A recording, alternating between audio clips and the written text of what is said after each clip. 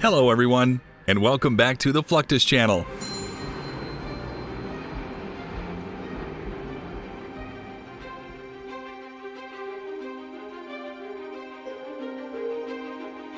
When the President of the United States needs to get around, he has a number of choices.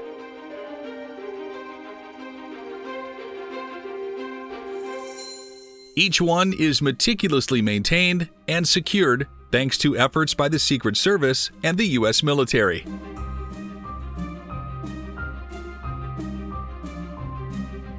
On the road, the President travels in a vehicle dubbed the Beast.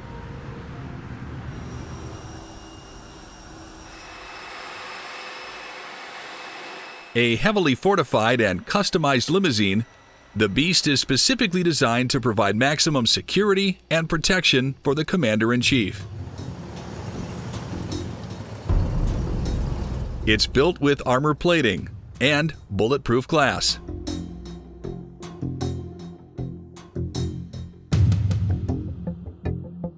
The limo was designed to withstand gunfire, explosives, and even chemical attacks.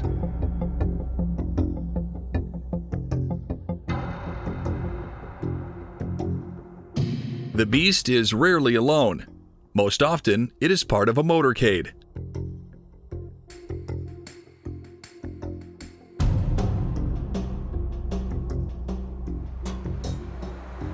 A motorcade is a convoy of vehicles that provide additional security, communication, and medical support for the President as he rides from one location to another.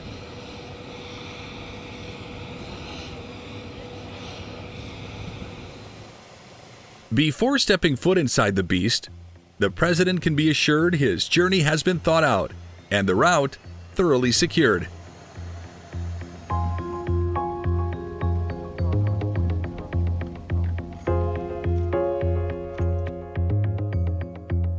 When the President travels abroad, the Secret Service is also supported by members of the U.S. military.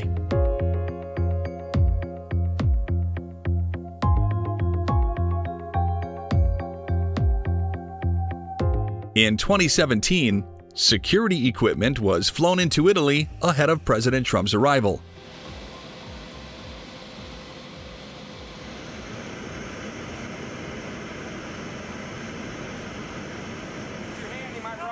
Cargo planes allow even oversized vehicles like this armored Suburban to be available to the President as he travels in a foreign country.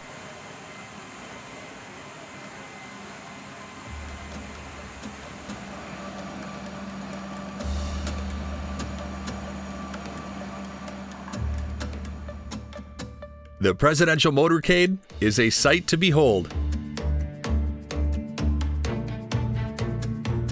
It's typically led by a number of motorcycle police officers. Responsible for clearing a path through traffic and ensuring the motorcade can proceed smoothly.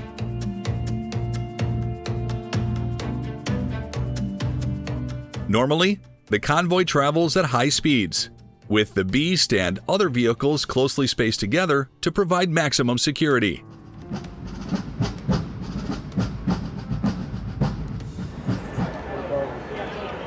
Spectators are kept at a distance, often behind metal barriers.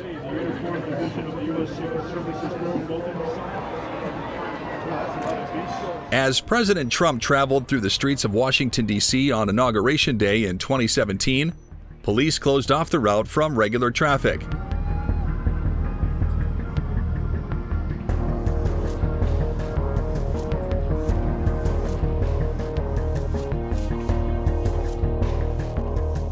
There are also preventative measures that cannot be seen.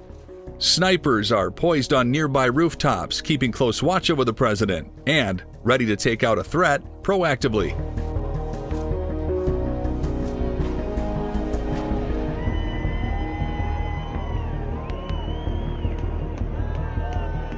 During a presidential parade, the motorcade travels at a slightly slower pace.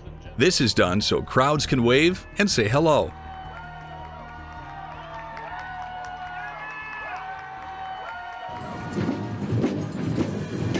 More than 5,000 military members from across all branches of the United States Armed Forces, including Reserve and National Guard components, provided ceremonial support to keep the president and citizens safe during the Inauguration Day parade.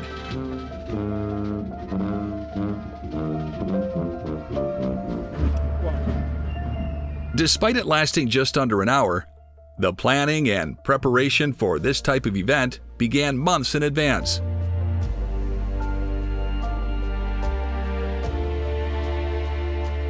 Factors considered include the safety and length of the parade route, the security of the starting and ending points, and of course, all that goes into the pomp and circumstance.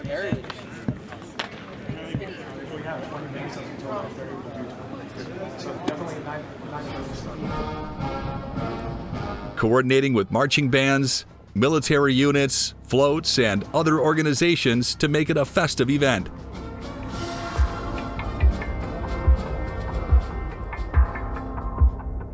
When he needs to travel at a greater distance, the president ditches the beast and climbs aboard Air Force One.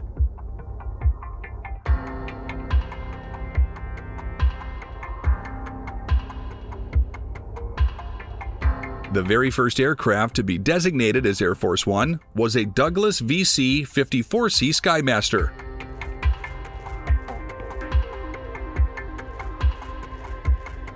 The plane was used to transport President Franklin D. Roosevelt to the Yalta Conference in 1945.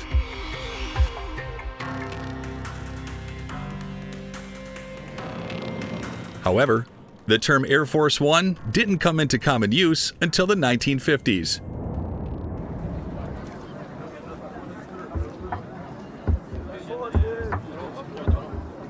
After a commercial Eastern Airlines flight with the same call sign caused confusion with President John F. Kennedy's aircraft.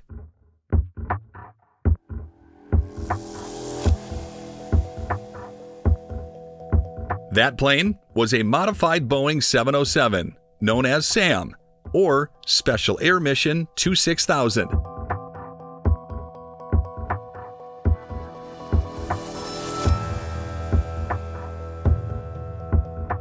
The aircraft was customized and equipped with a range of advanced communication and security systems.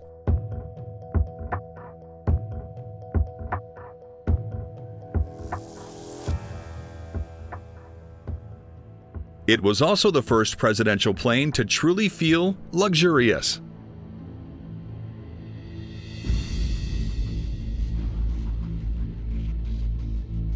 After JFK was assassinated in Dallas, Texas,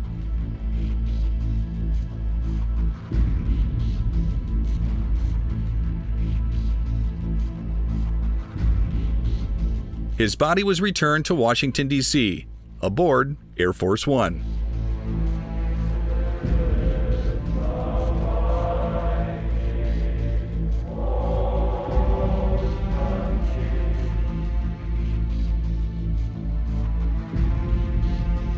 The assassination has a lot to do with the impact of Kennedy's involvement with the airplane. Of course, the assassination is a big part of it. And it's associated a lot with Kennedy because Mrs. Kennedy was involved in the design of it. It still remains the same. The pattern of even on the 747, the pattern pretty much resembles what this airplane looks like.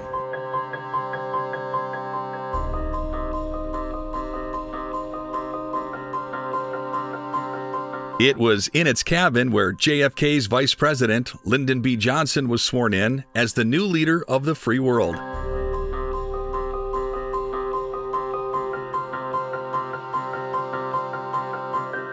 To this day, the plane can be viewed at the National Museum of the U.S. Air Force, located in Ohio.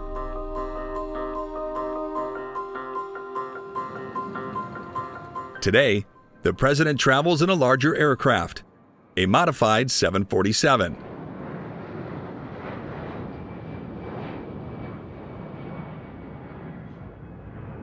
Disembarking in Duluth, Minnesota, President Donald Trump is met by a welcoming party, which includes local officials, military personnel, and other dignitaries.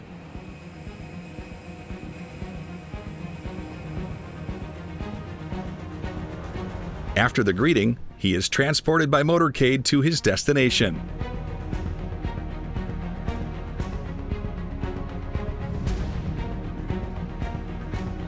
The President's absence from the plane allows time for the Air Force One crew to perform maintenance and ensure it's ready for the next flight.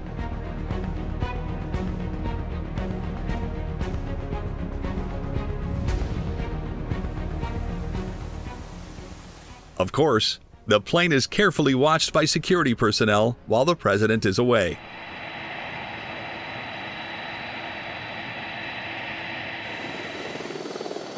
For shorter distances that still require air travel, the Commander-in-Chief has the option to take a helicopter.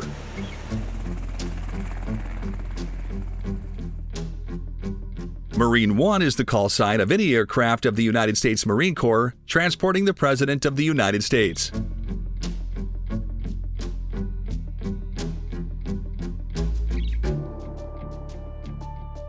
Marine One is typically used to take the President to and from the White House and to other locations in the Washington, D.C. area.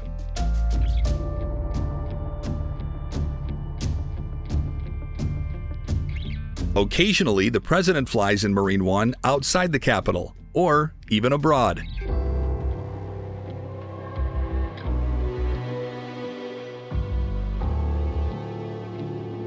The presidential fleet of helicopters is maintained by HMX-1, or the Marine Helicopter Squadron 1.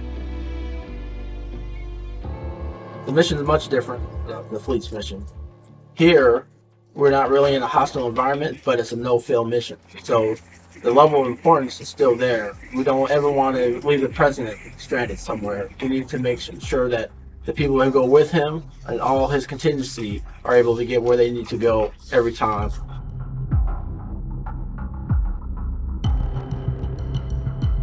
Based roughly 50 miles from the White House at the Marine Corps Air Facility Quantico in Virginia,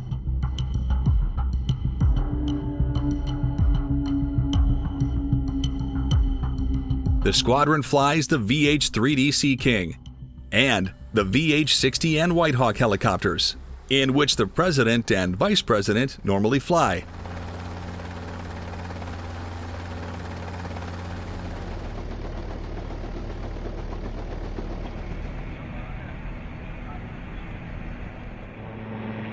HMX-1's number one goal is to be ready with the aircraft at a moment's notice.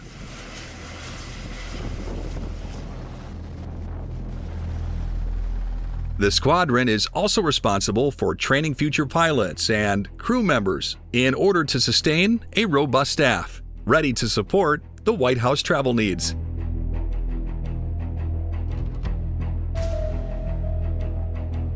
Additionally, HMX-1 coordinates with other military and civilian agencies at all times during the President's travel. This ensures safety and security from point A to point B.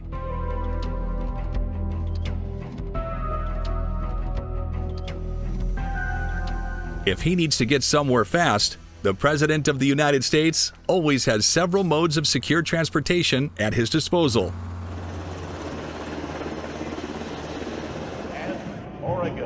On the ground, the most well-known is the presidential limousine.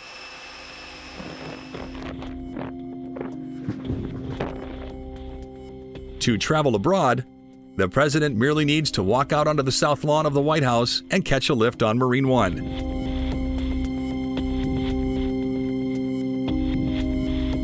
Then, it's a few minutes flight to Andrews Air Force Base, where Air Force One is ready for takeoff. Air Force One is almost like a White House in the sky for longer distances. Of course, the President also has the option to take trains and boats, but he's arguably the safest when traveling in one of the modes of transport that's meticulously maintained and secured by the Secret Service and military personnel.